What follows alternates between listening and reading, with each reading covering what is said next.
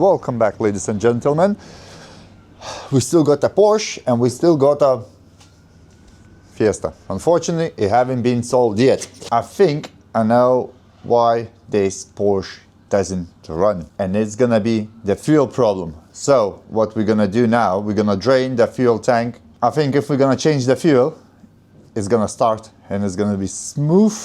It's like nothing happened. So let's drain the fuel now. All right, so what we need to do, we need to access the fuel tank, because I think there could be water in a system or a diesel.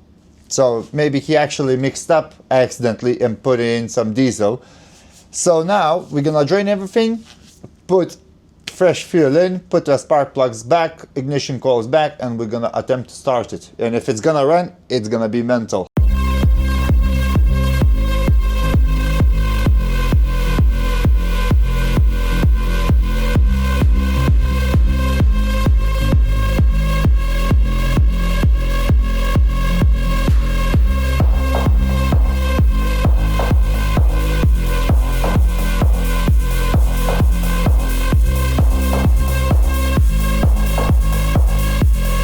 Okay guys, I need to ask a serious question. So this petrol is from the petrol station, which I just got it now. And this petrol is from the car. I wonder why it's different color. Maybe, just maybe, he put some diesel in the car and the car doesn't run. It's gonna be that case that you need to actually flush the system and put a new fuel in.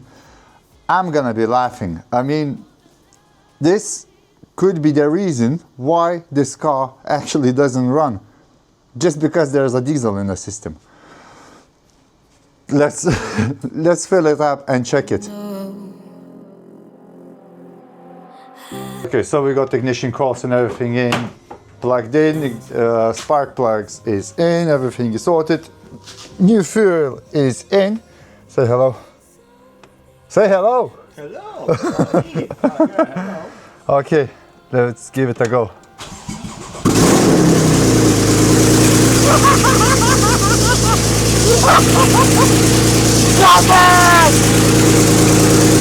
Yes! Oh, I shouldn't say that.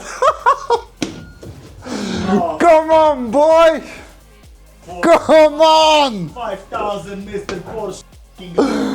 Oh my god!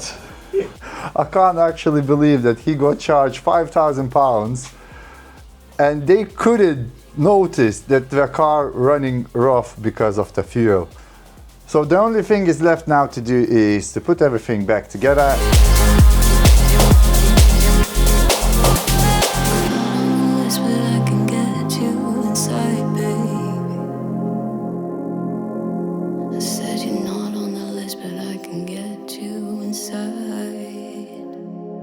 We put all the parts and everything back in the front. Now we need just to put manifolds back, put the wheels on, and car starts. I'm not too sure if it drives, so we will still need to plug in diagnostic tool afterwards to reset all the faults. Look at that beauty. Still a bit knocking because it wasn't started for a long time, but now it actually works and it actually started. It just needs now some time for the engine, so all the bad fuel what was left everywhere would burn out and it's gonna be ready to go.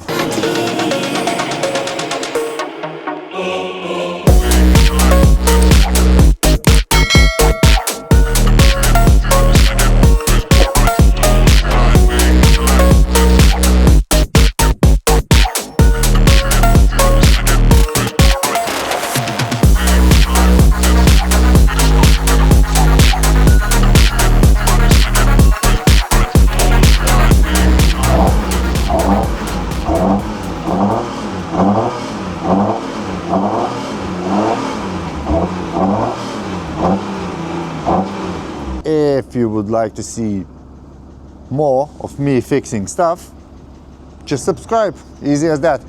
Well, you know that feeling when you think you fixed a car and you actually haven't? So that's my case now, because this Porsche actually starts now only sometimes, and it's impossible to drive. So I took it on a test drive when I started, and the car wasn't feeling very good. So I needed to remove the catalytic converters, because obviously they was burned out like this. And afterwards, the car just broke down in the middle of the road. And I was waiting for half an hour and the car suddenly started again. So what's actually happening now, when you rev the car, it actually works perfectly. When you stop it, when you stop revving it, it just completely shuts down and that's it. It feels like it's seizing or something. But I'm thinking there's gonna be some kind of issue with fuel supply. It could be a fuel filter, of course, a high pressure fuel pump, and it could be just a normal pump in a fuel tank. So what I need to do now, I will remove the fuel filter and I will check if there's any rubbish in the fuel filter. Maybe that's why it doesn't want to, you know, start and drive. And also I need to change the starter motor as well on this car, because it's just very weak and I think it's burning out. Could be possible, I don't know. Let's check. First thing first, I need to somehow get an access to the service hatch, which is underneath the roof in here. How to open it, I have no idea. So I think the YouTube and the Google gonna show me. Yep, that's how I'm learning everything. YouTube and Google. Through how to put your 987 Boxster into service mode so you can access both the top of the engine and all. Right, so to access the service hatch, what you need to do, that's what I learned from YouTube. You need to open the roof for 4 inches. That's what he said. I'm not too sure if it's like, it has to be 4 inches. Let's try it. Let's say that's a 4 inches. Then you need to pull your seats forward. Oh no. Yeah, you need to pull your seat forward. There's like 2 cables which is you need to pull out. Then you need to pull up more, lift the glass up, and then you're gonna be able to access the top of the engine. So let's give it a go. Alright, so this is how your roof's supposed to look. This is the cables, which is holds the back glass. They're going on those 2, one side and other side tabs. You need to remove them. Then there's like a holder or whatever it's called. It just goes over the corner of the roof. So now what we need to do is to remove the carpet. We need to take this carpet and this rubber out. After the carpet there's like a sound deadening. Then you need to remove this.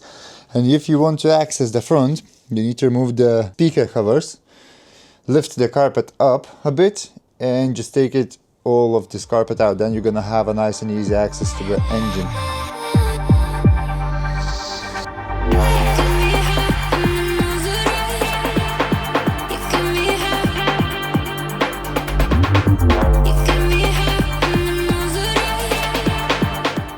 Right, so now we have access to the top of the engine. So that's a T30 Torx all around it. So let's unbolt them and see if we can access the starter motor.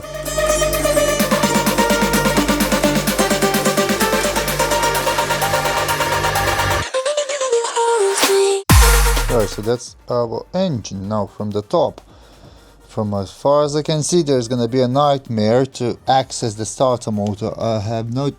I don't even know where the starter motor is actually located, but I'm thinking it's gonna be underneath this stuff. What the hell is this?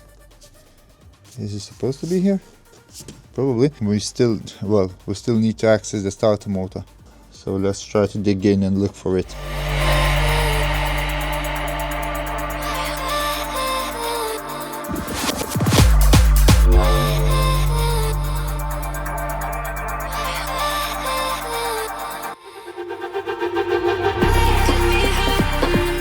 Okay, so we got access now to the starter motor. I already removed positive and negative cables. Obviously the battery is disconnected, and from as far as I can see is pretty dead. Oh, look at that! Look at this! Screwdriver! I got a new flat screwdriver. Well, you can't say no to the new tools. Thank you very much. there's a bolt here in the bottom which we need to remove, and there's one bolt over here as well. This design is so ridiculous. Everything goes everywhere, whatever they like. It's like maze, such a nightmare. And also notice that this is not like very clean. Look at my finger.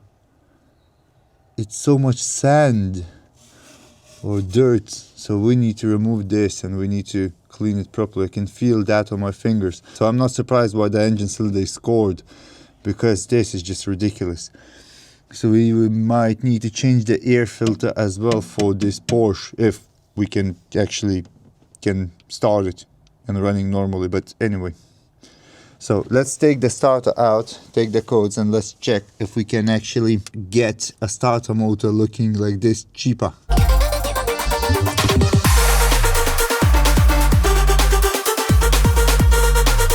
can tell you straight away that it looks like it's burned off, because this one here looks like it had some heat. Also here you can see there's already marks of the bad starter motor. Let's check the code on eBay, and maybe Porsche is sharing some parts with any other car and we can actually buy it cheaper. Starter motor for Porsche, 120 pounds, 150 pounds, 120. I think it's okay, isn't it, for Porsche starter, 120 pounds. Next day delivery. There you go. And I had a quote for the starter for 1,200 pounds. Like, how can you pay 1,000, almost 200 quid for just a starter? It's just ridiculous. Okay, let's send this link to a person so he can actually order it. And next we're gonna look for the fuel filter, because we need to take it apart and see if there's any rubbish inside of it. 2000 Boxster S, and yes, Virginia, they do have accessible fuel filters. So we've got the little batwing pan off. The thing is about the fuel filter, I'm not too sure if this Porsche has one or not, because on a Google it says that some of them, they still have a fuel filter which is inside of the fuel tank, and some of them saying that there's underneath the car, underneath a lot of plastics and the hoses. So I'm gonna just try to ring Porsche and see what they're gonna say. Thank you for calling Porsche Centre Hatfield. We are part of the Porsche Retail Group, which is authorised and regulated by the Financial Conduct Authority. Hello mate, I got a Porsche Boxster S 2012, and I was wondering if you could help me out a bit for a second. Right, I need to replace the fuel filter. Well, I'm guessing that I need to replace the fuel filter, and I'm wondering if there's a fuel filter underneath the car or is still inside of the fuel tank. Let's have a look. The fuel filter is there a few first? Exactly, that's why I'm ringing you, because on the Google, I was trying to source on the Google, it was like, okay, that's strange, there should be a fuel filter, but where is it? Nobody knows. Unless it's in the tank, in a sense of it's not replaceable, because we would never change the petrol's fuel filter ever in its lifetime. Yeah. So I think it's not a changeable part. Yeah. So what do you think? What your advice would be? What to do with the fuel filter now? Let me ask the technician, because I'm not mechanically minded. Let me just ask him a question. 1 second. All right, thank you. Hello. Has the engine been started since the diesel's been put in? Well, what happened is when he put in the wrong fuel or a bad fuel, he went to change to the Porsche approved garage, and they charged him £5,000, and he took the car back on the recovery. And I took this car as a YouTube challenge to try to fix it, and I noticed straight away that the engine doesn't want to, run at all. So we just towed the car in my garage. I started digging. I found that the fuel is wrong. I changed the fuel. Then I managed to start the car. But what happened, it was like working very badly, misfiring a lot. But if you're keeping the revs, it was all good. And afterwards, when I tried to do a test drive, the car completely shut down. And after half an hour, it started again. So now I'm trying to solve that problem, why you can rev it, but when you're releasing the gas pedal, it shuts down. Okay, let me ask ask them again. Thank you very much. No problem. Best thing you can do is drain all it out again and put petrol in again. Yeah. They can't really diagnose over the phone. Without them seeing the car, Yeah. they're not really allowed to say, change this, change that, because Yeah, if it's yeah, more yeah. damage, then they're in trouble. Yeah. So all they can say is you'll have to just drain the tank completely and refill it with petrol. So And do it that's just one more time, isn't it? Mate, potentially, yeah. Yeah. Okay. If that doesn't work, they said you have to book it in. Well, it's not gonna be a challenge, isn't it? No, exactly. Just get someone to fix it. Sorted. Yeah. All right. Thanks a lot. Okay. No problem. Take care, sir. Take care. Bye bye. So you heard what they said. Thanks a lot for Welvin Porsche for explaining me that I need to drain the fuel again, because the fuel filters, unfortunately, in those Porsches are integrated into a fuel tank and they are not replaceable. All right, so we need to go get the access again to a fuel tank and drain it one more time. So with that terrible disappointment, it's time to end this video, because we don't have a starter motor to put in and there's no point actually taking out the fuel and filling with a new one again when you can't actually test it. So thank you so much for watching this. If you enjoyed it, click the subscribe button, thumbs up, comment, and I will see you in the next episode. And hopefully we're gonna have a starter motor. We're gonna empty the tank once again. Probably we're gonna do that 2-3 times. And that's it. Thanks.